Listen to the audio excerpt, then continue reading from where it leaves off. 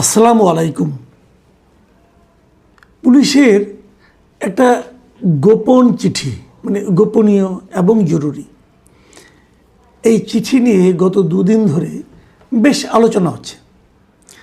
চিঠিটা পুলিশের যে আপনার হেড অফিস আছে সেখান থেকে পুলিশের বিভিন্ন বাহিনীর ইউনিট প্রধানদের কাছে পাঠানো হয়েছিল। ইন্টারেস্টিং হচ্ছে, এই গোপন চিঠিটি পাঠানোর কিছুক্ষণের মধ্যেই সবাই জেনে গিয়েছে। তো তারা কিভাবে গোপন চিঠি পাঠালো, কিভাবে সবাই জানলো, এটা এক গভীর রহস্য।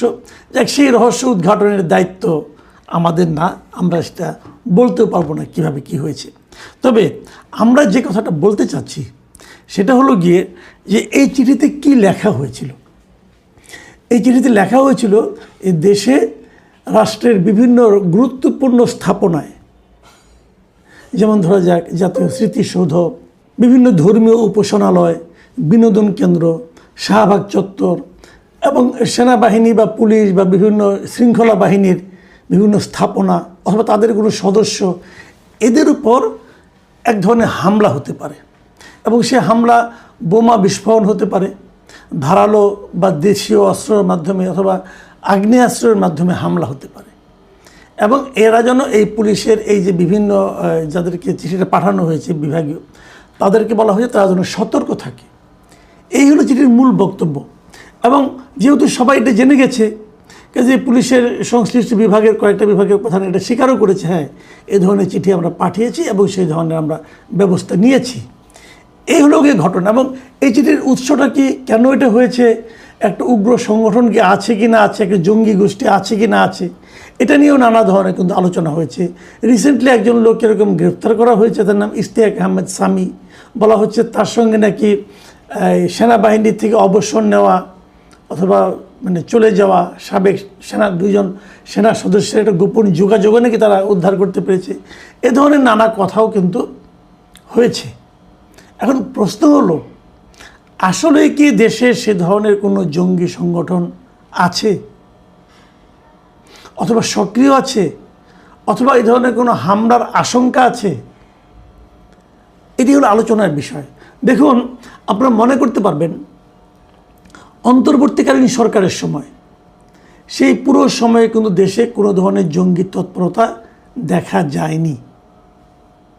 আবার আওয়ামী লীগ আমলে, আওয়ামী লীগের 15 বছর প্রায়ই আমরা এই ধরনের জঙ্গি তৎপরতার কথা শুনতাম এবং পুলিশের দিক থেকেও নানা ধরনের অভিযান পরিচালিত হতো। কিছু কিছু লোককে গ্রেফতার করা হতো, অস্ত্র উদ্ধার করা হতো। এই অস্ত্র উদ্ধারকে নিয়ে কেউ কেউ এটাকে নাটক বলতো, কেউ কেউ সাজানো বলতো, কেউ কেউ বলতো যে সরকারের নানা রকম বিপদে পড়লে এই ধরনের একটা জঙ্গি অভিযানের কথা শোনা যায়, দৃষ্টিটাকে ঘোরানোর জন্য এই কাজগুলি করা হতো বলে বলা হতো। সত্য মিথ্যা আমরা বলতে পারবো না। এর মধ্যে আমরা এই অন্তর্বর্তীকালীন সরকারের সময় আমরা দেখলাম যে ওই সরকার একদম মুখ পুছে বলল যে দেশে কোনো জঙ্গি তৎপরতা নেই, দেশে কোনো জঙ্গি সংগঠন নেই। ওই সময় যিনি ডিএমপির কমিশনার ছিলেন শেখ সাজ্জাদ আলী, তিনি তো স্পষ্ট বলেছেন যে, ওনার কথা যদি আপনি শুনেন তাহলে বুঝবেন, উনি বলেছেন দেশে কোনো জঙ্গি নেই। এবং ওই আওয়ামী লীগের আমলে যে সময় যে ঘটনাগুলো ঘটেছিল সেগুলিকে উনি সাজানো নাটক বলে অভিহিত করেছিলেন। একদম ওনার হুবহু ভাষায় আমি যদি আপনাদেরকে পড়ে শোনাই, উনি বলেছিলেন যে আওয়ামী লীগের সময় জঙ্গি নাটক সাজিয়ে ছেলেপেলেদের মারা হয়েছে। কিসের জঙ্গি? এটা কিন্তু ডিএমপি কমিশনার বলেছিলেন। তার মানে ওনাদের সময়, এবং ওই সময় আসলেও কোনো দেশের জঙ্গি কোনো আক্রমণ হয়নি অথবা কোনো ধরনের অঘটন আমরা দেখিনি। তারপর ইলেকশন হলো, একটা গণতান্ত্রিক সরকার এলো, বিএনপি সরকার এলো। এখন আবার আমরা জঙ্গির কথা শুনতে পাচ্ছি। এখনও কোনো তৎপরতা দেখিনি, কিন্তু কথাটা শুনতে পাচ্ছি। এখন পার্থক্যটা তাহলে কী? আমি যদি অন্যভাবে বলি, ভাবুন একবার, আওয়ামী লীগ আমলে ছিল, তার মানে জঙ্গি হিসেবে যারা ছিল তারা আওয়ামী লীগ সরকারকে পছন্দ করতো না। তারপরে অন্তর্বর্তীকালীনে জঙ্গি তৎপরতার কোনো খবর আমরা পাইনি। তার মানে যারা জঙ্গি যদি কেউ থেকে থাকে, তারা অন্তর্বর্তীকালীন সরকার অথবা অন্তর্বর্তীকালীন সরকারের উপর যাদের বেশি প্রভাব তাদেরকে পছন্দ করত, তারা অন্তর্বর্তীকালীন সরকারকে বিব্রত করতে চায়নি। তারপরে যে সরকারটা এসেছে, এখন আবার সেই তৎপরতার কথা আমরা শুনতে পাচ্ছি। তাহলে কি ওরা এই সরকারকে পছন্দ করছে না এমন লোক হতে পারে। তাহলে এখন আমরা যদি দেখি পার্থক্যটা কি, আওয়ামী লীগ আমল বিএনপি আমল এক ধরনের মিল, আবার অন্তর্বর্তীকালীন সরকার তার সঙ্গে জঙ্গিদের একটা মিল। অন্তর্বর্তীকালীন সরকারকে তো আমি বলতে পারবো না সেটা জঙ্গি সমর্থিত সরকার, এটা তো বলা ঠিক হবে না, তাই না? আমরা তো প্রমাণ করতে পারবো না। নাকি তাদের সুবিধা হতো অন্তর্বর্তীকালীন সরকারের সময় বিভিন্ন রকম কর্মকাণ্ড যা হয়েছে সেগুলো কি জঙ্গিদের পক্ষে গেছে? হতেও পারে। দেখুন, আমি কয়েকটা ঘটনার কথা আপনাদেরকে একটু স্মরণ করিয়ে দিই এবং এগুলো নিয়ে আমরা আলোচনা করতে চাই কেবল এখান থেকে নানা ধরনের ইঙ্গিত কিন্তু পাওয়া যায়। আপনারা জানেন যে 2024-এর এই জুলাই আগস্টের যে আন্দোলন, এই সময় কিন্তু বেশ কিছু জেলখানা আপনার লুট হয়েছিল, জেলখানাতে কয়েদিরা চলে গিয়েছিল, বিভিন্ন থানা লুট হয়েছিল এবং থানার অস্ত্রাগার ভেঙে অস্ত্রও কিন্তু অনেক লুট হয়ে চলে গিয়েছিল। আচ্ছা, এই অস্ত্রগুলো কারা লুট করেছিল? আপনার আমার মতো সাধারণ মানুষ? তারা অস্ত্র লুট করে কী করবে? তারা অস্ত্র নিয়ে তো রাখতেও পারবে না কোথাও, তারা তো বরং বিপদে পড়ে যাবে। তাহলে কারা অস্ত্র নিয়েছে? যারা অস্ত্র নিয়েছে তারা কি অস্ত্রগুলি নিয়ে তাদের যার যার ঘরের শোকেসে সাজিয়ে রাখবে? নিশ্চয়ই অস্ত্র শোকেসে সাজিয়ে রাখার জিনিস না, এবং যদি কেউ রাখে সে তো বিপদে পড়বে। তাহলে তারা অস্ত্রগুলি কেন নিয়েছে? এত ঝুঁকি নিয়ে অস্ত্র লুট করা তো একটা ঝুঁকির ব্যাপার। এই ঝুঁকি নিয়ে তারা কেন অস্ত্র লুট করেছে? আপনি এভাবে ভাবতে পারেন, তারা অস্ত্রগুলো ব্যবহার করার জন্যই লুট করেছে। ব্যবহারটা কোথায় করবে? তারা কি সেই রাইফেল দিয়ে পাখি শিকার করবে? ওগুলি গুলিও তো তারা কিনতে পারবে না অত সহজে, ওগুলি চোরাইভাবে কিনতে হবে। তাহলে ওগুলির ব্যবহারটা কি? একমাত্র ব্যবহার হলো সন্ত্রাস তৈরি করা অথবা জঙ্গি কাজে ব্যবহার করা।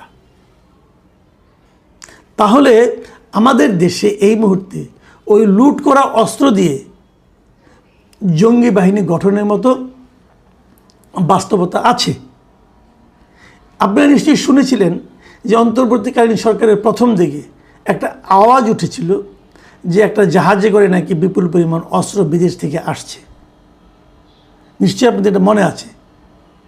সেটা নিয়ে নানা ধরনের কথা, না অস্ত্র আসে নাই, অমুক না তমুক না, নানা কথা।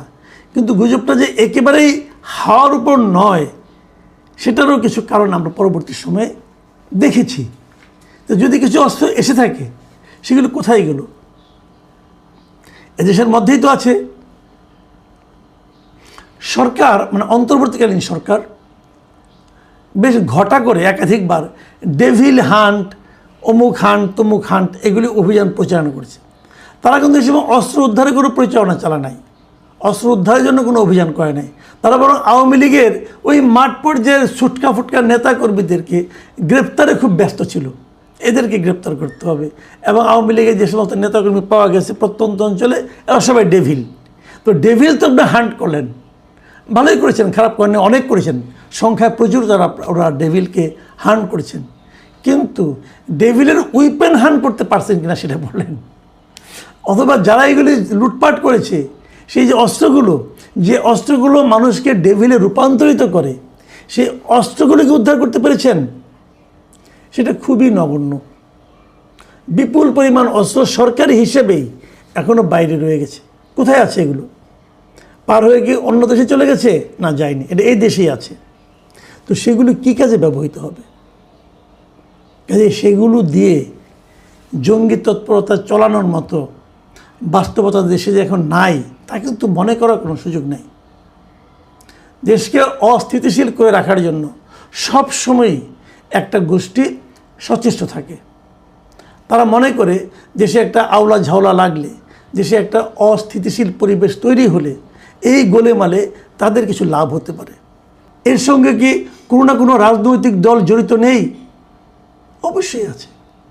দেখুন, আমি একটা ঘটনা আপনাকে বলি। কয়েকদিন আগে একটা নিউজ দেখলাম যে নরসিংদীর রায়পুরা উপজেলার দুর্গম চরাঞ্চলে স্বয়ংক্রিয় অস্ত্রশস্ত্রে সজ্জিত প্রায় 200 লোকের একটা সন্ত্রাসী বাহিনী আছে নরসিংদীর রায়পুরা উপজেলার দুর্গম চরাঞ্চলে।